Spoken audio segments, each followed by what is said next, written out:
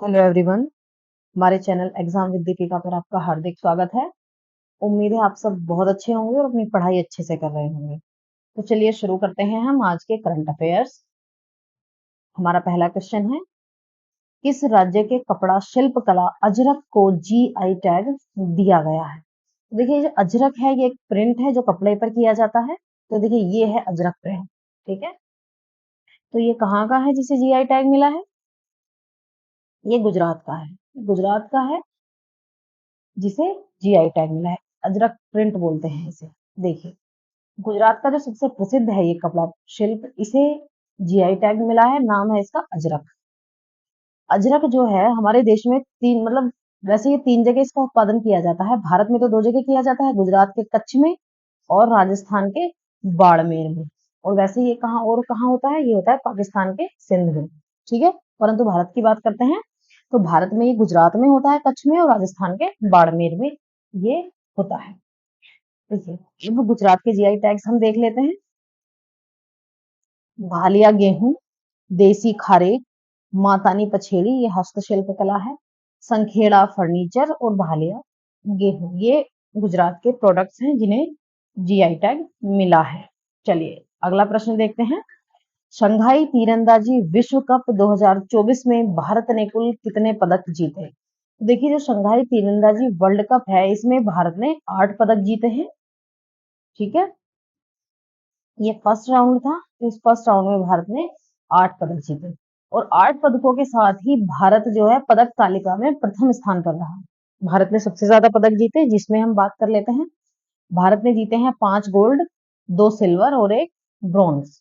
ठीक है, कुल मिलाकर 8 पदक हो गए हैं। वैसे जो वैल्यूएशन रखा जाता है कि कौन देश प्रथम और ये कौन द्वितीय कौन तृतीय जो रखे जाते हैं, वो गोल्ड मेडल के अकॉर्डिंग रखे जाते हैं। मतलब जो देश सबसे ज्यादा गोल्ड जीतता है वो प्रथम नंबर पर आता है, भले ही उसने सिल्वर कितने भी जीते हो, भले ही उसने ब्रॉन्ज कितने भी जीते हो, परंतु किसने गोल्ड कितने जीते हैं उसके अकॉर्डिंग ही उन्हें फर्स्ट सेकंड थर्ड की रैंक दी जाती है कंट्रीज को। ठीक है, चलिए जो देखिए, जो तीरंदाजी वर्ल्ड कप है 2024 से पहले 24 के जो पहले चरण का आयोजन है ये कहाँ हुआ था? 23 से 28 अप्रैल तक चाइना के शंघाई में हुआ था। चलिए अब बात कर लेते हैं कि गोल्ड मेडल जीता किस किसने है। तो देखिए, ये मेंस टीम में जीता है तरुणदीप राय, प्रवीण जाधव और धीरज बोम्बदेवरा। देखिए, इन्हें एक बार पढ़ने का तात्पर्य ये नहीं है।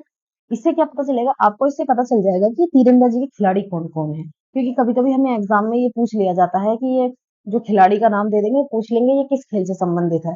तो इससे क्या होगा, एक बार यदि आप ये पढ़ लेंगे, रिवाइज कर देख लेंगे इसे, तो आपको याद रहेगा कि ये तीरंदाजी का खिलाड़ी है। ठीक है, तो देखिए मेंस टीम में ही और किसने जीता है? ये जीता है प्रथमेश भालचंद्र फुगे, प्रियांश और अभिषेक वर्मा।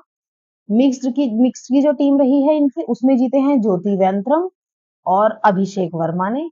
ठीक है, कंपाउंड मेंस टीम में किसने जीता है? अभिषेक ने, प्रथमेश ने और प्रियांश ने। ठीक है, अब वुमेन्स इंडिविजुअल स्पर्धा की बात कर लेते हैं। तो ये जीते हैं ज्योति सुरेखा वैन्नम और ने ये गोल्ड मेडल जीता है। चलिए अगला प्रश्न हम देख लेते हैं। हाल ही में किस देश की संसद ने समलैंगिक संबंध को अपराध ठहराने वाला विधेयक घोषित किया है?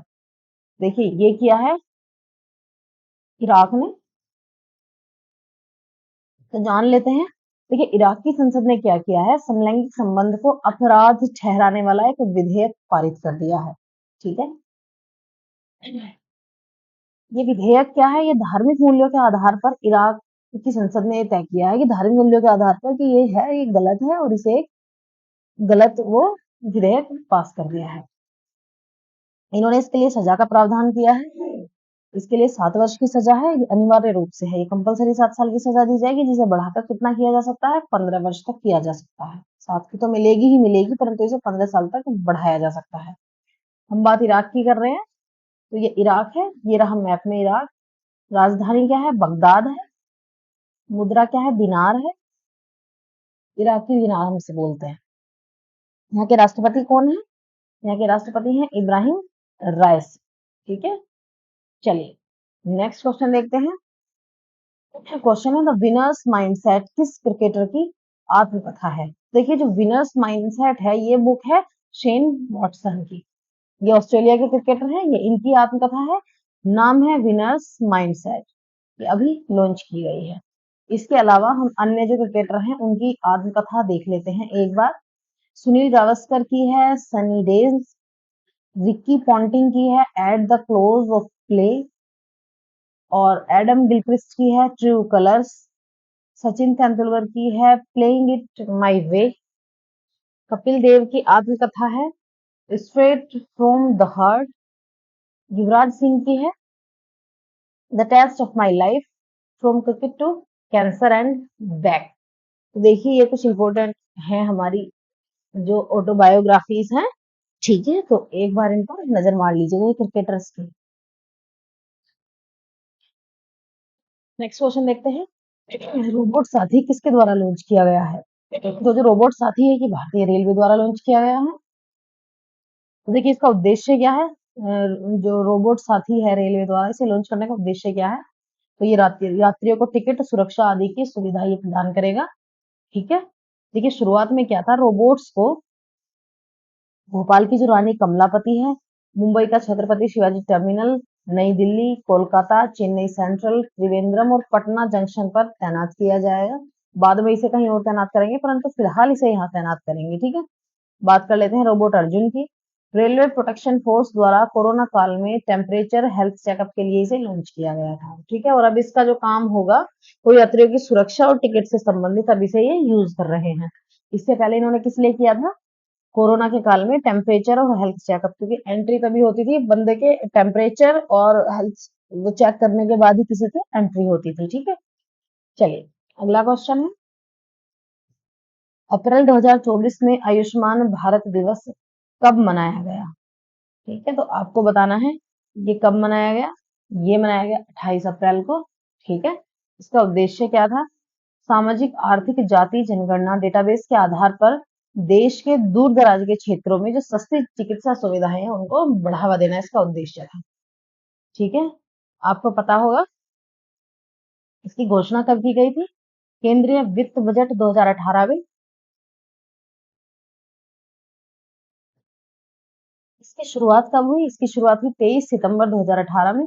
उद्देश्य आप जानते ही हैं, देश में 1 lakh health and wellness centre स्थापित करना और 10 करोड़ परिवारों को 5 लाख प्रति वर्ष के स्वास्थ्य बीमा कवच से जोड़ना इसका उद्देश्य है।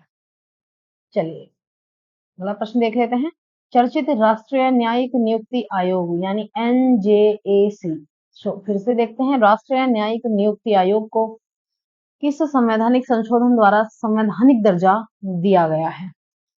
बहुत अच्छा क्वेश्चन है, एक बार आप इसे जान लें। वैसे जो दर्जा दिया गया है ये दिया गया है 99वें संविधान संशोधन के द्वारा। तो देखिए NJC की स्थापना की गई थी 2014 के द्वारा और इसे कॉलेजियम प्रणाली की जगह स्थापित किया गया था। नेशनल जुडिशियल अपॉइंटमेंट्स कमीशन, जिसे हम शॉर्ट में कहेंगे NJAC, स्थापना 2014 में की गई। NJAC के बारे में जान लेते हैं। NJAC में क्या है, न्यायिक सदस्यों के अलावा गैर न्यायिक सदस्य, केंद्रीय कानून मंत्री और 2 प्रतिष्ठित व्यक्ति भी इसमें शामिल थे। Supreme court advocates on record association और अन्य बनाम भारत संघ 2015 के मामले में सुप्रीम कोर्ट ने क्या किया, NJAC को असंवैधानिक घोषित कर दिया, क्योंकि इसे शक्तियों के पृथक्करण के सिद्धांत का उल्लंघन माना गया था। ठीक है, अब पूछा जा रहा है कि कॉलेजियम प्रणाली, देखिए कॉलेजियम प्रणाली की बात कर लेते हैं, ये है क्या? ये एक ऐसी प्रणाली है जिसके माध्यम से सुप्रीम कोर्ट और हाई कोर्ट इसके न्यायाधीशों को क्रमशः संविधान के अनुच्छेद 124 और 217 के अनुसार राष्ट्रपति नियुक्त करते हैं। ठीक है, ये है कॉलेजियम प्रणाली। सुप्रीम कोर्ट और हाई कोर्ट के जो न्यायाधीश हैं उन्हें राष्ट्रपति नियुक्त करते हैं, और किसके तहत? अनुच्छेद 124 और 217 के लिए। ये देखिए दोनों आर्टिकल इंपॉर्टेंट हैं, 124 और 217 माइंड में रखिएगा। अब इन्होंने बताते हैं, देखिए सुप्रीम कोर्ट कॉलेजियम की जो इसकी संरचना है जान लेते हैं। इसमें कौन होता है? भारत का CJI यानी chief justice of India, supreme court के 4 अन्य वरिष्ठतम न्यायाधीश इसमें शामिल होते हैं। चलिए अगला प्रश्न देखते हैं, हाल ही में समाचार में देखी गई ब्रू समुदाय निम्नलिखित में से किस राज्य से संबंधित है? तो देखिए जो ब्रू समुदाय है ये त्रिपुरा और मिजोरम यानी एक और दो दोनों से संबंधित है। पंजाब में ये नहीं है, ठीक है। ये नॉर्थ ईस्ट की जनजाति है ब्रू।